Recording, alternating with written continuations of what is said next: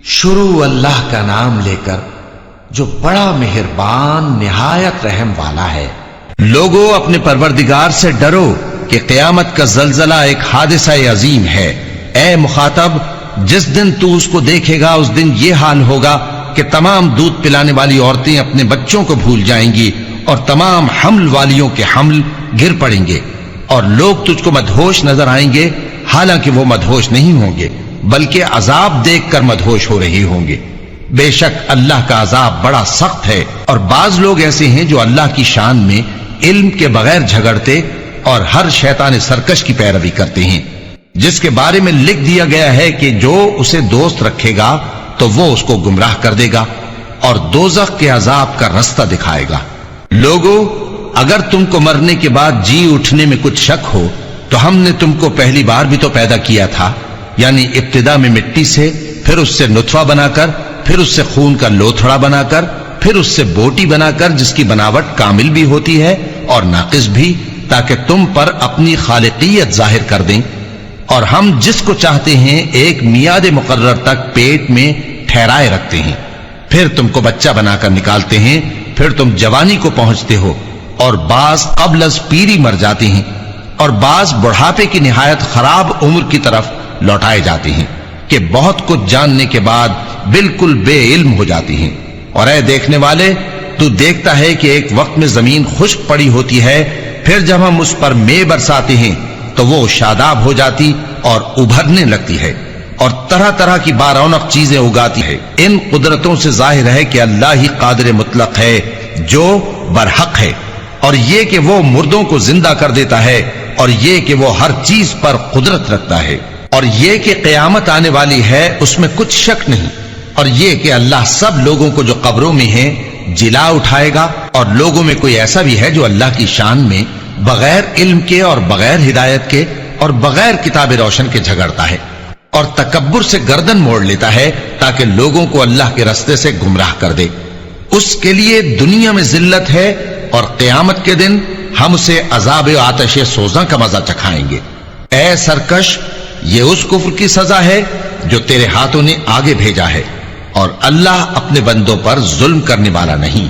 और लोगों में बाज ऐसा भी है जो किनारे पर खड़ा होकर अल्लाह की इबादत करता है, अगर उसको कोई दुनियावी फायदा पहुंचे तो उसके सबब मुतमईन हो जाए, और अगर कोई आफत पड़े तो मुंह के बल लौट जाए, यानी फिर काफिर हो जाए। उसने दुनिया में भी नुकसान उठाया और आखिरत में भी। यही तो साफ नुकसान है। ये अल्लाह के सिवा ऐसी चीज को पुकारता है जो ना उसे नुकसान पहुंचाए और न फायदा दे सके। यही तो परले दर्जे की गुमराही है। बल्कि ऐसे शख्स को पुकारता है जिसका नुकसान फायदे से ज्यादा करीब है। ऐसा दोस्त भी बुरा और ऐसा साथी भी बुरा। जो लोग ईमान लाए और अमल नेक करते रहे, अल्लाह उनको बहिश्तों में दाखिल करेगा जिनके नीचे नहरें बह रही हैं।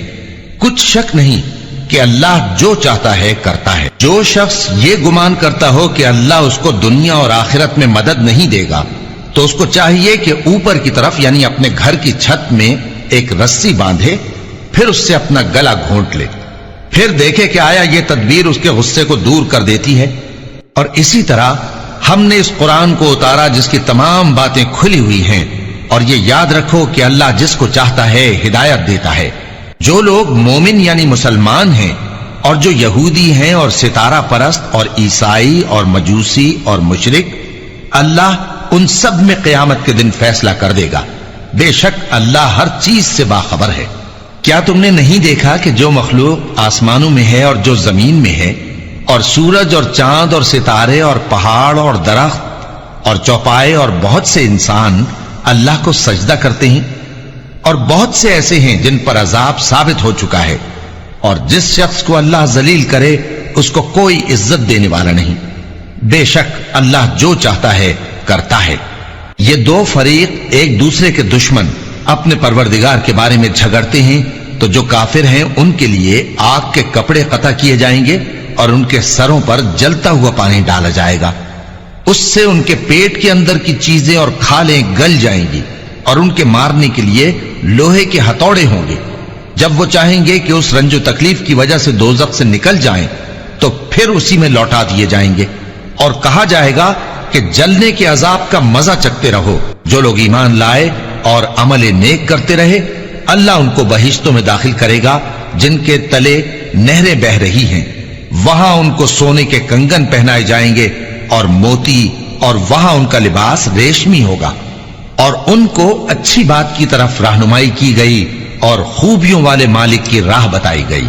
جو لوگ کافر ہیں اور لوگوں کو اللہ کے رستے سے اور مسجد حرام سے، جسے ہم نے لوگوں کے لیے یکساں عبادت گاہ بنایا ہے، روکتے ہیں، خواہ وہ وہاں کے رہنے والے ہوں یا باہر سے آنے والے، اور جو اس میں شرارت سے کجروی و کفر کرنا چاہے تو اس کو ہم درد دینے والے عذاب کا مزہ چکھائیں گے۔ اور ایک وقت تھا جب ہم نے ابراہیم کو خانہ کعبہ کا مقام بتا دیا اور ارشاد فرمایا کہ میرے ساتھ کسی چیز کو شریک نہ کیجو، اور طواف کرنے والوں اور قیام کرنے والوں اور رکوع کرنے والوں اور سجدہ کرنے والوں کے لیے میرے گھر کو صاف رکھا کرنا، اور لوگوں میں حج کے لیے اعلان کر دو کہ تمہاری طرف پیدل اور دبلے دبلے اونٹوں پر جو دور دراز رستوں سے چلے آتے ہوں سوار ہو کر چلے آئیں، تاکہ اپنے فائدے کے کاموں کے لیے حاضر ہوں۔ اور قربانی کی ایام معلوم میں مویشی چوپایوں کے ذبح کے وقت جو اللہ نے ان کو دیے ہیں ان پر اللہ کا نام لیں۔ اب اس میں سے تم خود بھی کھاؤ اور خستہ حال ضرورت مند کو بھی کھلاؤ۔ پھر چاہیے کہ لوگ اپنا میل کچیل دور کریں اور منتیں پوری کریں اور اس قدیم گھر یعنی بیت اللہ کا طواف کریں، یہ ہمارا حکم ہے۔ اور جو شخص ادب کی چیزوں کی جو اللہ نے مقرر کی ہیں تعظیم کرے تو یہ اس کے پروردگار کے نزدیک اس کے حق میں بہتر ہے۔ اور تمہارے لیے مویشی حلال کر دیے گئے ہیں سوائے ان کے جو تمہیں پڑھ کر سنائے جاتے ہیں، تو بتوں کی پلیدی سے بچو اور جھوٹی بات سے پرہیز کرو، صرف ایک اللہ کے ہو کر اور اس کے ساتھ شریک نہ ٹھہرا کر۔ اور جو شخص کسی کو اللہ کے ساتھ شریک مقرر کرے تو وہ گویا ایسا ہے جیسے آسمان سے گر پڑے، پھر اس کو پرندے اچک لے جائیں یا ہوا کسی دور کی جگہ اڑا کر پھینک دے۔ یہ ہمارا حکم ہے۔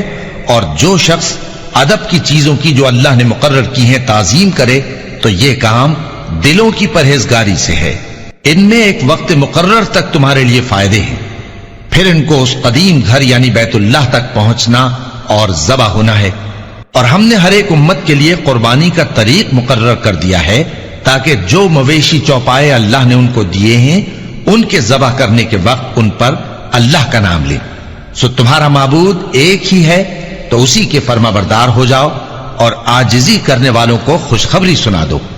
یہ وہ لوگ ہیں کہ جب اللہ کا نام لیا جاتا ہے تو ان کے دل ڈر جاتے ہیں، اور جب ان پر مصیبت پڑتی ہے تو صبر کرتے ہیں اور نماز آداب سے پڑھتے ہیں، اور جو مال ہم نے ان کو عطا فرمایا ہے اس میں سے نیک کاموں میں خرچ کرتے ہیں۔ اور قربانی کے اونٹوں کو بھی ہم نے تمہارے لیے اللہ کے شعائر مقرر کیا ہے، ان میں تمہارے لیے فائدے ہیں، تو قربانی کرنے کے وقت قطار باندھ کر ان پر اللہ کا نام لو، پھر جب پہلو کے بل گر پڑے تو ان میں سے کھاؤ، اور قناعت سے بیٹھ رہنے والوں اور سوال کرنے والوں کو بھی کھلاؤ۔ اس طرح ہم نے ان کو تمہارے زیر فرمان کر دیا ہے تاکہ تم شکر کرو۔ اللہ تک نہ ان کا گوشت پہنچتا ہے اور نہ خون، بلکہ اس تک تمہاری پرہیزگاری پہنچتی ہے۔ اسی طرح اللہ نے ان کو تمہارے زیر فرمان کر دیا ہے تاکہ اس بات کے بدلے کہ اس نے تم کو ہدایت بخشی ہے اسے بزرگی سے یاد کرو۔ اور اے پیغمبر، نیکوکاروں کو خوشخبری سنا دو، اللہ تو مومنوں سے ان کے دشمنوں کو ہٹاتا رہتا ہے۔ بے شک اللہ کسی خیانت کرنے والے ناشکرے کو دوست نہیں رکھتا۔ جن مسلمانوں سے خواہ مخواہ لڑائی کی جاتی ہے ان کو اجازت ہے کہ وہ بھی لڑیں، کیونکہ ان پر ظلم ہو رہا ہے، اور اللہ ان کی مدد کرے گا، وہ یقیناً ان کی مدد پر قادر ہے۔ یہ وہ لوگ ہیں کہ اپنے گھروں سے ناحق نکال دیے گئے، انہوں نے کچھ قصور نہیں کیا، ہاں یہ کہتے ہیں کہ ہمارا پروردگار اللہ ہے۔ اور اگر اللہ لوگوں کو ایک دوسرے سے نہ ہٹاتا رہتا تو خانقاہیں اور گرجے اور یہودیوں کے عبادت خانے اور مسلمانوں کی مسجدیں جن میں اللہ کا کثرت سے ذکر کیا جاتا ہے گرائی جا چکی ہوتی۔ اور جو شخص اللہ کی مدد کرتا ہے اللہ اس کی ضرور مدد کرتا ہے، بے شک اللہ توانا ہے، غالب ہے۔ یہ وہ لوگ ہیں کہ اگر ہم ان کو ملک میں حکومت دے دیں تو نماز قائم کریں اور زکوٰۃ ادا کریں اور نیک کام کرنے کا حکم دیں، اور برے کاموں سے منع کریں، اور سب کاموں کا انجام اللہ ہی کے اختیار میں ہے۔ اور اگر یہ لوگ تم کو جھٹلاتے ہیں تو ان سے پہلے نوح کی قوم اور عاد اور سمود کی قومیں بھی اپنے پیغمبروں کو جھٹلا چکی ہیں، اور قوم ابراہیم اور قوم لوط بھی، اور مدین کے رہنے والے بھی، اور موسیٰ بھی تو جھٹلائے جا چکے ہیں۔ لیکن میں کافروں کو مہلت دیتا رہا، پھر میں نے ان کو پکڑ لیا، تو دیکھ لو کہ میرا عذاب کیسا سخت تھا۔ چنانچہ بہت سی بستیاں ہیں کہ ہم نے ان کو تباہ کر ڈالا کہ وہ نافرمان تھیں، سو وہ اپنی چھتوں کے بل گری پڑی ہیں، اور بہت سے کنویں بیکار اور بہت سے مضبوط محل ویران پڑے ہیں۔ سو کیا ان لوگوں نے ملک میں سیر نہیں کی تاکہ ان کے دل ایسے ہوتے کہ ان سے سمجھ سکتے اور کان ایسے ہوتے کہ ان سے سن سکتے؟ بات یہ ہے کہ آنکھیں اندھی نہیں ہوتی، بلکہ دل جو سینوں میں ہیں وہ اندھے ہو جاتے ہیں۔ اور یہ لوگ تم سے عذاب کے لیے جلدی کر رہے ہیں، اور اللہ اپنے وعدے کے خلاف ہرگز نہیں کرے گا۔ اور بے شک تمہارے پروردگار کے نزدیک ایک روز تمہارے حساب کی روح سے 1000 برس کے برابر ہے۔ اور بہت سی بستیاں ہیں کہ میں ان کو مہلت دیتا رہا جبکہ وہ نافرمان تھیں، پھر میں نے ان کو پکڑ لیا، اور میری ہی طرف لوٹ کر آنا ہے۔ اے پیغمبر کہہ دو کہ لوگوں میں تو تم کو کھلم کھلا خبردار کرنے والا ہوں، تو جو لوگ ایمان لائے اور کام نیک کیے ان کے لیے بخشش اور عزت کی روزی ہے، اور جن لوگوں نے ہماری آیتوں میں اپنے خیال میں ہمیں عاجز کرنے کے لیے دوڑ دھوپ کی وہ اہل دوزخ ہیں۔ اور ہم نے تم سے پہلے کوئی رسول اور نبی نہیں بھیجا مگر اس کا یہ حال تھا کہ جب وہ کوئی آرزو کرتا تھا تو شیطان اس کی آرزو میں وسوسہ ڈال دیتا تھا، تو جو وسوسہ شیطان ڈالتا ہے اللہ اس کو دور کر دیتا ہے، پھر اللہ اپنی آیتوں کو مضبوط کر دیتا ہے، اور اللہ علم والا ہے، حکمت والا ہے۔